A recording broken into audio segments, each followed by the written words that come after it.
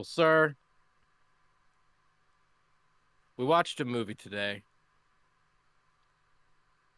Now, I will be the one to admit that this was my idea. Now, not every idea is a great idea. uh, we watched a movie today entitled Dangerous Minds. Uh, now I mainly wanted to watch this for the love of the soundtrack, and it fit the theme. Like this is pretty much essentially the theme of going back to school. And I'm like, I don't know if I had seen like all of it. I'd seen bits and pieces of it. Perhaps maybe I was just blinded by the music video because they put Michelle Pfeiffer in the goddamn music video. Yes, they And did. the school in the music video looked way more intense than the school in the movie. I don't think there was a working light in that school in the music No. video. Yeah. Fucking Coolio says, I just gotta find my shade, bruh. um, this was this was hilariously and embarrassingly the whitest movie I've ever fucking seen.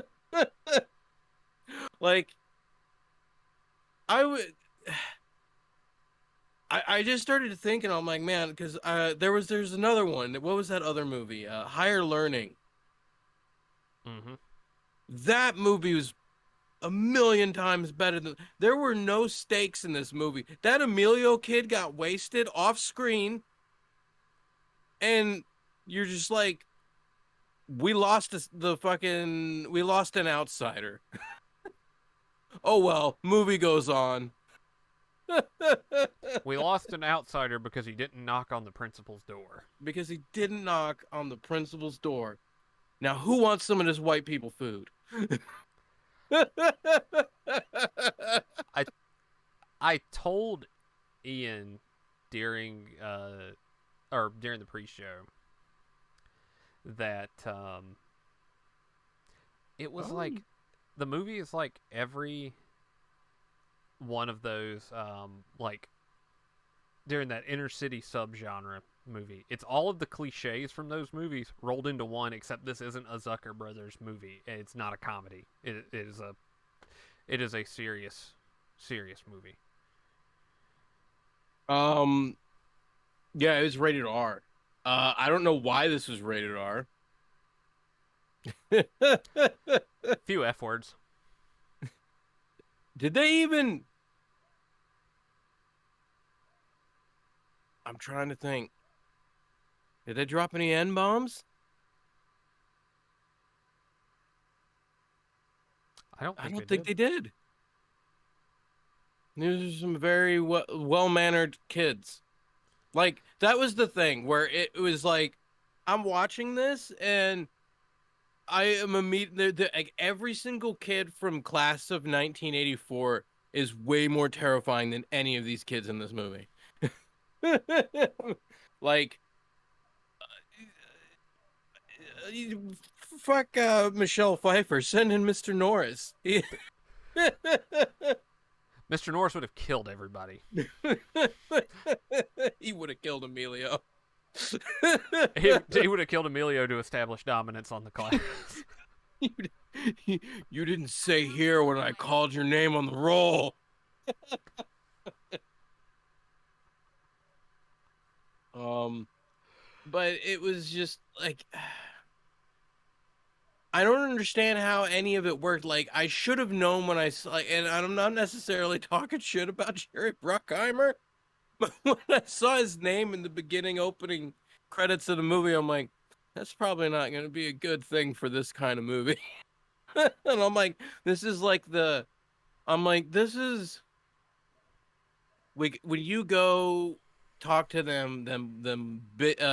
little old biddies that go to like church in the suburbs and stuff, and they're just like, oh, he lives in in the bad part of town. You know, that's what they think. That everything that we saw is exactly what they think goes on over there. Yep. Yeah, it was just She just walked in and they didn't even break her in properly. Like it took her what, a day and a half? She's just like, "Oh, we're gonna talk about not wanting to die. Uh, we're gonna do Bob Dylan lyrics. We're gonna do Bob Dylan." Trees and bees. You know. I'm like, it's 95, man. Like, where's Tupac? We use Tupac. Something. You know the But way you described it, how this was written, it 100% tracks. And the more I sit here and think about it, the worse it gets. Yep. Now, I was sitting here thinking, and I'm like, maybe I'm being too hard, because I'm thinking of the streets now, I'm not thinking of the mean streets in 1995. So, I pulled up the top grossing films of 1995. And this is the environment in which this movie was now Dangerous Minds for 1995 was the 11th grossing film. And it beat, because like I said, Dangerous Minds was 11. Number 12 was 7. This beat 7 somehow. And Congo. Oh well, that's bullshit. Congo was great. Now, the one that did just a little bit more to beat Dangerous Minds was Waterworlds. Didn't It is shit. Flop? Yeah, it is shit. But then followed by GoldenEye, That's a good one. Crimson Tide, That's a good one. Die Hard with a Vengeance. All time. Number 6 was Casper. I assume that's the Christina Ricci Casper. Place in my heart for it. Now, Dangerous Minds had no hope. Okay, because now we're in the top 5 of 95. All right, you got Ace Ventura: When Nature Calls. That was a heavy hitter sequel. Then you had number 4 and number 3 were fucking animated successes. You got your Pocahontas and the first Toy Story. Damn. Then number 2. Any guesses on what the top 2 for 95 were? 95. What was I doing in 95? Was 95 Titanic or was that 96? I think that was 6. Yeah.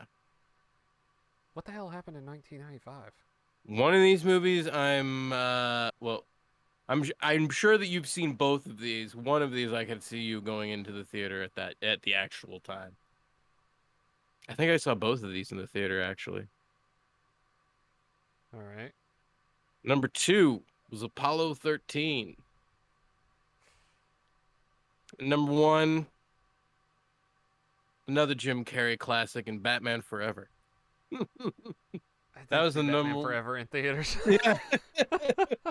That was the number 1 movie of 95, Batman Forever.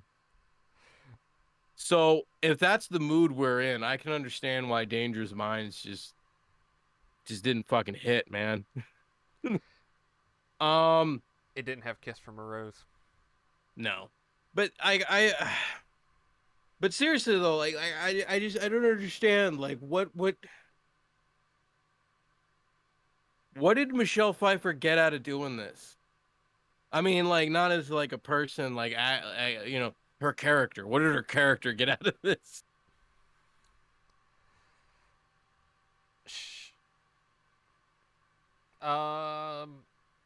She changed some kids' lives, and one of them's dead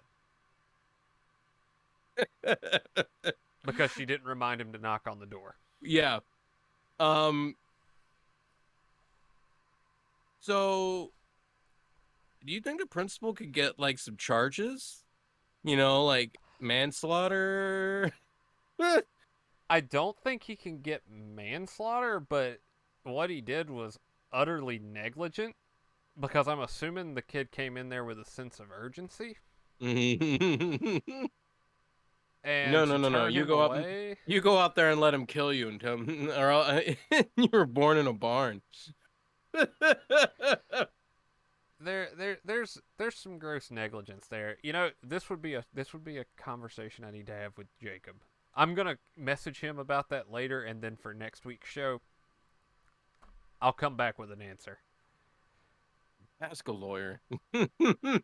It's nice having one on retainer for that. um, but I just thought it was ridiculous. Or it was just like, all right, you've got these kids who, like, they're not dumb, but they're not like all the way bad. I don't really understand it. But all she does is just like, hey, um, that dickhead principal said that y'all need to pass this test. So if you pass this test for me, I'm gonna take you to the fucking Jersey Shore. And we'll go fucking ride the whip doodle and have some hot dogs, you know, like white people do. And they're like, and I don't gotta pay? And she's like, no. And then so they do that. And then it was just like, let's have the great scene where the urban kids are riding a roller coaster. And then she's just like, hey, whoever does this assignment, I'll take you to the fancy white people restaurant. And you can order white people food. Do I have to pay? No. No. I like how they keep asking if they have to pay for anything. Because it's like, no, we understand. We have to double down that these kids have no money. They have no money and they have no hope because they're urban. And they get to go to this restaurant because it's privilege. Besides the fact that the movie, I get what the movie is trying to do, but in hindsight, it's a little bit questionable the route that it took. Isn't what she's doing technically bribery? Kinda. I mean, is it incentivizing or is it bribery? Because she straight up the restaurant thing. It was the top three. It was incentivized. I get that, but like the amusement park day, I don't know. That one's a little bit questionable. What up, D? Welcome, welcome. D, I thought it was funny though, because it was like I like the various different reactions she gets from parents. Because she went to the one Hispanic dude's house and they were just like, yeah, we know our son's a piece of shit, a fucking loser. Well, I was just about to go in there with a tire iron and straighten that son of a bitch out myself till you showed up. And then she's like, no, no, no, no, no, no. Like, he's really, really good. Like, he's my favorite student. And like, they were so choked up because nobody has ever told them that their son wasn't a worthless piece of shit. And you see him just sitting there. It's just like, what is this movie? like the mom was about to have like a serious emotional moment because nobody's ever said anything remotely positive about her son. Probably not even her. it had that after school special feeling to it. That entire scene, the facial expressions, the delivery of it, even too, was very like you can hear the little in the background whenever everybody's like, "Oh, this is so nice." Yeah, I don't know. I again, questionable decisions here, especially in how that was acted. And then it's the opposite when she goes to the one dude's house who It looked like he had a twin brother at one point, but maybe they both had their hair done up the same way. I don't really fucking know. Yeah. But and then it looked like his grandma came out. And then like she was just like she's just staring at him. She's like, "Go clean your goddamn room." He was like, "Yes, ma'am." He's just like, "Are you fucking around, grandma?" Um, but she just gave Michelle Pfeiffer. She's like, "I know what you're trying to do." She's like, "You trying to deliver us hope?" And she's like, "I done fall for that shit before. No, no, thank you, ma'am. No, thank you. Get to stepping." And I was just like, this is the only person in the entire movie that I'm like, yes, yes. Like, I buy grandma. I buy grandma. She's the only character in this entire goddamn movie that makes sense.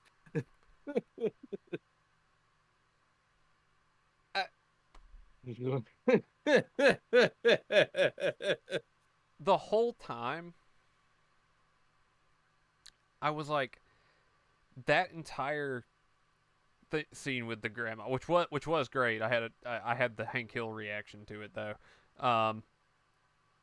The whole time during that though, I was like, did they write that because that's how that is just supposed to be? Because there's no real indication of it that that's what that's what their situation was, and that's why they, that's why they were the way they were. Mm-hmm. It never comes across like that. It just kind of came out of nowhere for me, and I was like, I get moving the plot along, but damn. But then it was kind of funny in a way, the way you described it. So we're back around again. But the main trouble that I had with the whole story, like, what was the urgency? There was no big graduation scene, so there was nobody at risk of not graduating. It was just assumed everybody passed. Except Emilio. Except for Emilio. There was like no the school's gonna lose funding, or she's gonna or she is in trouble for how she taught them, so she's under review, so they got to vote, and that's like she might not be there, like nothing. Poor Emilio.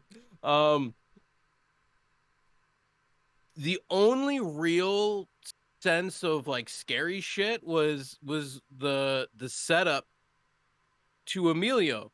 But that really was just like, even like the whole incident that causes what happens to him, and then we don't even see what happens to him. We're just like, we got to knock on the door, and they're like, "Hey, he ain't showing up for shooting anymore, so we're just gonna say he's dead." He got called away on a better movie. But like that, all of that, 5 minutes of the whole movie, and it's like it's not even at the end, so it's like you had like a whole 40 minutes to get over that shit. Because like after like the initial like, oh no, he's dead, that's it. Like then the other person just shows up. Yeah. Like the girl comes back for her last day. The thought that I thought was great was the Hispanic kid that was just like, "What? We don't fucking matter to you? Like Emilio's dead, and then the other girl doesn't want to come anymore. So like, you don't give a fuck about us?" And I'm way just to like, go, Teach. She's just like, "Oh, you're not the valedictorian." She's like. She's like, "You're a minority. You're gonna get a scholarship. I was really working on the other two." I think the fact that Michelle Pfeiffer's inner conflict on that resolved so fast. Pacing is one part of it, but also, making sure you sprinkle the story bits out enough to where we actually feel the conflict, because like you were saying about the motivation earlier, what is the conflict? here. She's going up against the school. Well, she's probably not going to have to worry about that very much longer because the principal is definitely getting fired over that shit. He only really seems to care about people knocking on his door. He doesn't really seem to care about like students killing each other or or the teacher taking him to fancy restaurants. You know, like I would have been at least a little concerned when I found out Emilio spent the night at her house. I mean, nothing happened, but It's not a good look. yeah, you know, like what was fucking what's her name? Miss Laterno or some shit like that. I don't fucking know. Um, he was 18. I mean, That's it's still not ethical. true. It's true. That's an ethics violation from hell that you can definitely get fired over that because it happened. And then I, the one scene that was totally baffling was when she went to the one girl's house and they're sitting there at the stairs and that she was like talking about being married and stuff. And she's like, "Well, what happened?" She was just like, "I had an abortion." And it's like all of a sudden, like she should be like, "I've had one of those too. We're still best friends now." like how is that supposed to matter? Like all of a sudden she's like, "You know what? I'm gonna go back to school because that white lady had an abortion like me." I'm trying real hard over here because I get that you have to make the characters connect. Abortion buddy. Oh. I get that you have to make the characters connect. Like I whoop, fine. But if your experience gets down to I have done all of this as well, it takes away from the other characters' conflict that they're dealing with too, so then it becomes less important because then it's just like because she had all that. Oh, like you said, we're all buddies here. My best friend starts playing in the background and they skip off into the sunset. Rather than one character having to understand the conflict and vice versa sort of deal.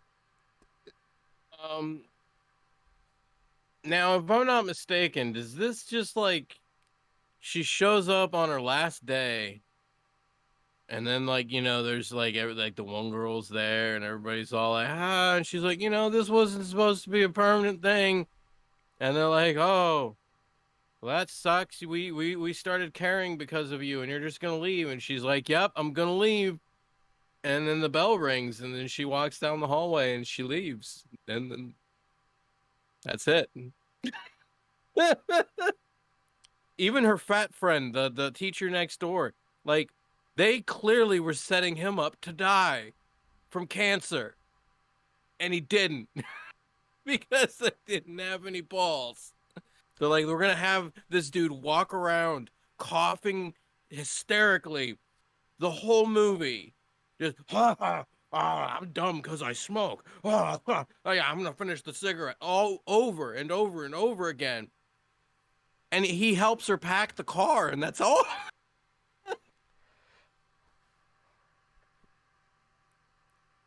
Open a lot of plot lines and don't close them. That is a pretty accurate way to describe the movie. Do a fundraiser because he's got to get a transplant or something, and then you got to teach her how to like, you know, Cabbage Patch to fucking Salt and Pepper or something. I don't. Come on. No more dancing. No more dancing. Yeah. Well, yeah, they saved that for Julia Stiles and The Last Dance. And that was like what, like 6 years later, something like that. Something like that. Yeah. Damn. It's very hard for me to think that these two movies are that close in time. I mean, seriously. I mean, I bet you Julia Stiles, she could be Michelle Pfeiffer's character's daughter. Like instead of just like, I mean, she wouldn't have been able to relate with the one girl, but instead of saying she had an abortion, like, "I gave it up for adoption." you know, and then like we find out like at the end of Save the Last Dance that Michelle Pfeiffer walks out and she's like, yeah, that's my daughter. Apparently it runs in the family, saving urban places. Want some caviar? They just throw a can of caviar in the street. There you go, dogs. It's so insulting what they do. like, It is a I'm little bit not what's the word I'm looking for? Besides insulting, demeaning. meaning. There we go. That's the one. I'm somebody wrote this movie and felt good about themselves. That's what's troubling me. Like this whole script was just a giant pat on somebody's back. Yeah, you care.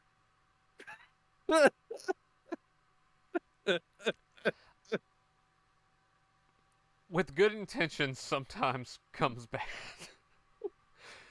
I think that's a problem. I think that's been a or that it continues to be too. I hate getting so academic, but we're watching a movie that was considered high class, so I've got to be academic, I guess. Julio did, for all intents and purposes, was the best actor in this whole production, and he wasn't even in the movie. All right, he was just in a music video. The best acting they got out of Michelle Pfeiffer was in the music video, not even in the movie. Like when she's got the leather and the jeans, and she's like, "So you want to tell me what this is all about?" Like you're like that. You're like, "Yes, that is an ex-Marine." When you see her in like her little like Mary Poppins dress and stuff, and then she walks in and she's like, "I'm an ex-Marine." No, no. Like clearly, like, is this what they thought of? Like somebody, is this why G.I. Jane got made? Because like this is what they thought female Marines were like, and they're like, somebody like, no, no, somebody get me Demi Moore to shave her head. All right, that's what a female Marine. Ian, you have +1 rickshaw this movie into the next county. I I just don't understand how this movie like got a thumbs up. That's all I want. Like who approved this? Who did this? John Smith. It's Jesus. back to the good intent thing. I think even I hold Miami Vice in a pretty high regard because we wouldn't have Law and Order or The Sopranos without it.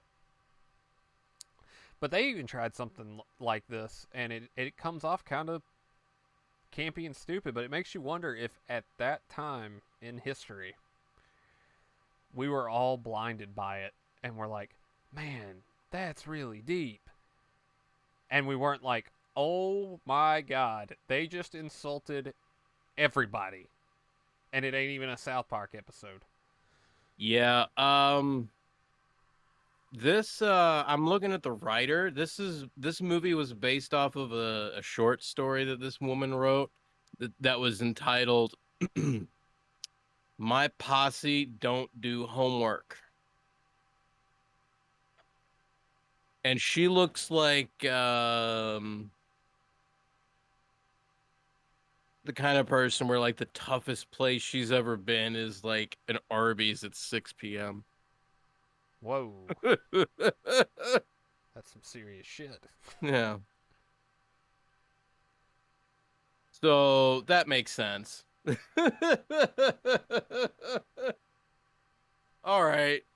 It pretty much okay, so basically what I was saying was like those little bitty old ladies that like what they think is like really bad. Yeah, that's exactly who wrote that story. So that makes sense. All right. Now we're starting to peel this back a little bit. All right. So I imagine this is somebody who is like, I need to have a cause, but I don't want to do anything. So I'm gonna write a book, and I'm gonna write this really empowering story about this woman who's doing something that's, not me, wink wink, like that. This is totally not based off me or anything, because this is what I'm all about, but this person would never, ever, ever actually go do something like this. Oh God, yeah. Thank you, Sparrow. Savior Complex, Keyboard Warrior. Do we have any other derogatory terms we want to call people that do shit like that? I never thought in a million years that like I would miss the substitute. Okay, that movie has come up in conversation in the past couple of weeks way too many times to not watch it. So that's going to be a September watch. The Substitute is Dangerous Minds with balls. And it's I mean, great. but I mean, definitely like if you really need to watch like a drama, like about this type of stuff, Higher Learning, so much better because like it's real, it's raw, like it's got consequences. There's shit going on. This is just fucking. I don't know what the fuck this movie. Like they put like the word dangerous is in the title. I never once felt in any danger. like I at any point Steve Martin could have just walked in with the fucking arrow through his fucking head, just went, hey. That's how absurd and random it felt. Like I didn't get it. I didn't get it. The only danger you feel is when Emilio thinks he's going to get killed. And that's because he says, this guy's going to kill me. And then in the next scene, the plot line is resolved because they kill him off screen in the next scene. Not only did he the one guy that killed him, or that we allegedly believe killed him, he did look at him and said, you're dead. That's true. Now that's clearly somebody who wasn't paying attention in vocabulary and grammar, because he was getting his past tense mixed up with his future tense. Because it's like no, he's not dead yet. He will be coming dead soon. Where's my fucking red pen? I've got to mark this up. So, at least Emilio went to the grave knowing that he scored better on the test than the guy that killed him. Yeah. Silver. Do you think they I can only hope that they named the flagpole after Emilio, which would, only years earlier somebody climbed up it while they were all high on PCP. The old Emilio flagpole. We managed to work a class in 1984 in there.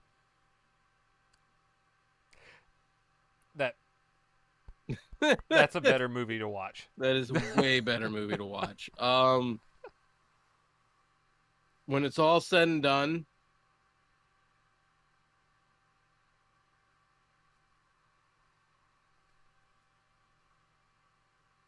I'm right now. Let me tell you how hard my brain is struggling right now. I am trying to justify a reason to rank this slightly better than Silent Night.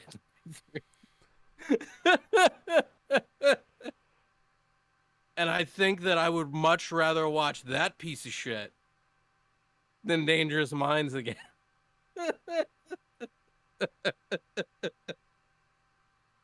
As of right now, Dangerous Minds, I feel, is sitting at a solid 1 for me.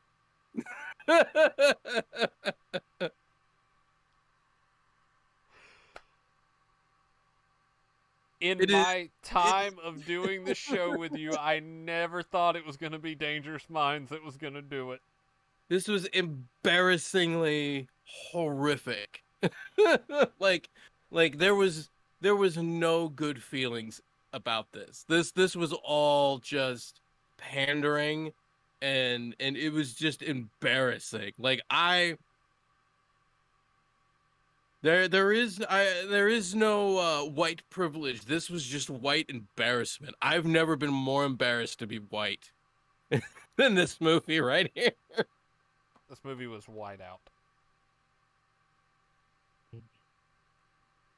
It was Bleach. Oh God. All right. I'm with D on this one though. I got to give it 1 star just for Michelle Pfeiffer. Uh, she's a staple of that time period. Come on. I'll go 1.5 on it, so we got a solid 1.25 because I did out of everything I can say about the movie. Soundtrack was good. Soundtrack was good.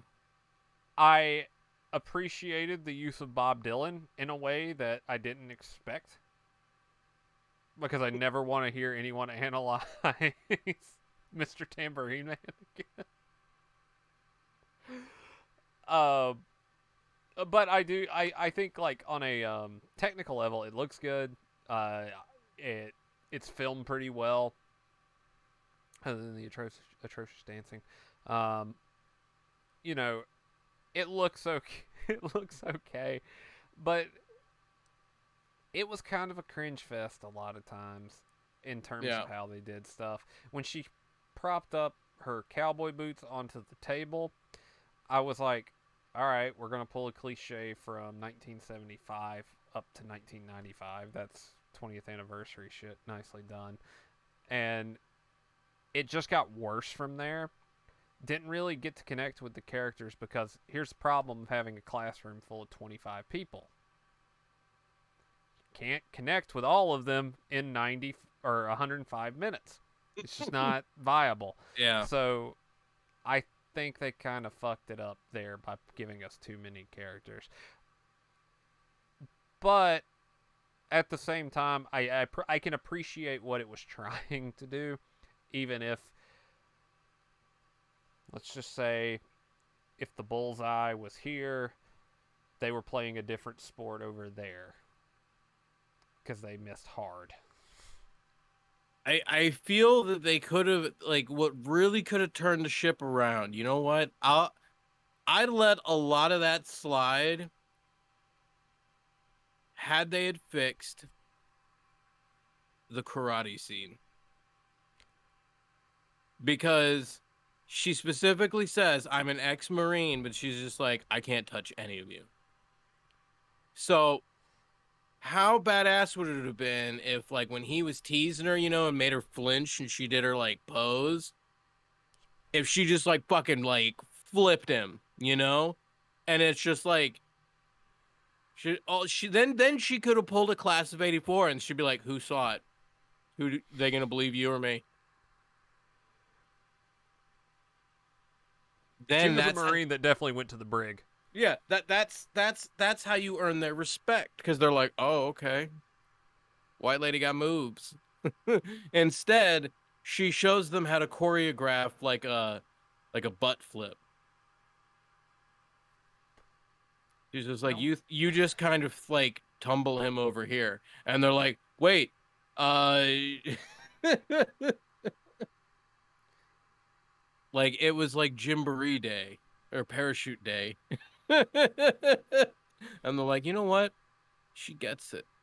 I think we're gonna start doing our homework now. I would have much rather had, we better do our homework or this crazy white bitch is gonna punch me in the fucking nose. And then, yeah, maybe we will score 80 plus on the test. And then I like you gotta get Emilio on their side. He's like the Rufio. He's the Rufio. What you got, Pan? God, the more I sit here, the more insulting this whole thing is. I'm oh my God. Yeah. That's they watched this. they watched this. They test screened this and they put it out in theaters. I mean, it has a 6.5 on IMDb. I wonder were white people so sheltered?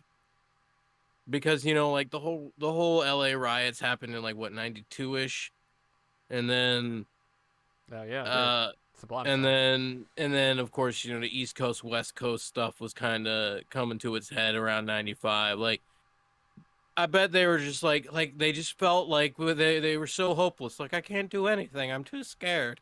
And then like they watched Dangerous Minds and they were just like, that's what I would do if I wasn't a scared bitch. And it made everybody feel better. That's all it was. This was a movie made to make white people feel better. Scared white people feel better. That's all it was for. And you know what? It found its audience.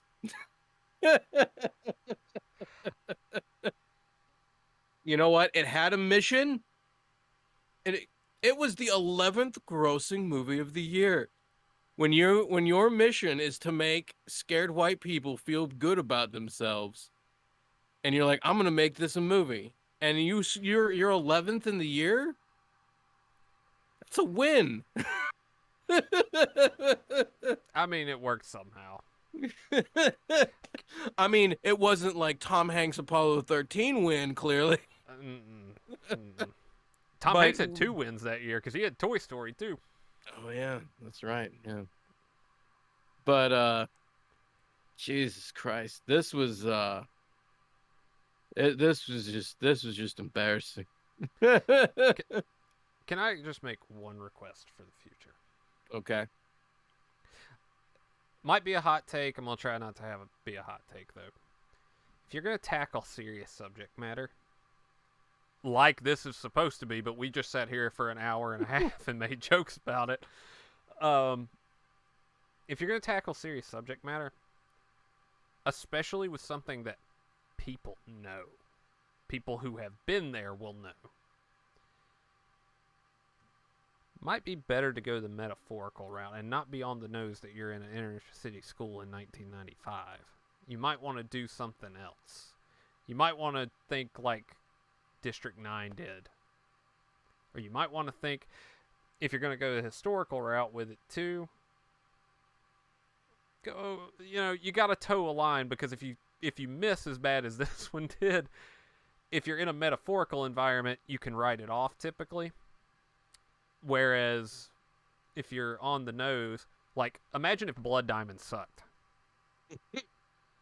Like that would be bad. That could go a very, very bad way, and you might end up with a movie that nobody's ever going to watch. Maybe that's what they need to do, because if it can't pass, we'll call it the Blood Diamond test, Ian. We like to coin things around here. So let's see if your plot and your script can pass the Blood Diamond test. Would adding the tone that you've set here ruin the movie Blood Diamond? There we go. Because this movie don't pass the test. It does not pass the vibe check. It vibe checked our brains, if anything. I agree. This was a horrible movie that need not exist except for the soundtrack.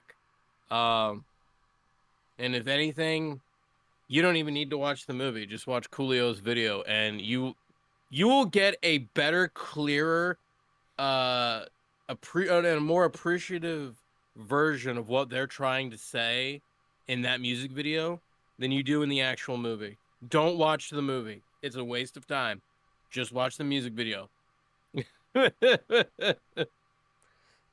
I say every movie deserves to be seen one time. Having a real hard time justifying this one, but I will stick to my guns and say you can clear it off your list or don't. The choice is up to you. Yeah. It's just awful. But that's all I can muster about Dangerous Minds. Shit.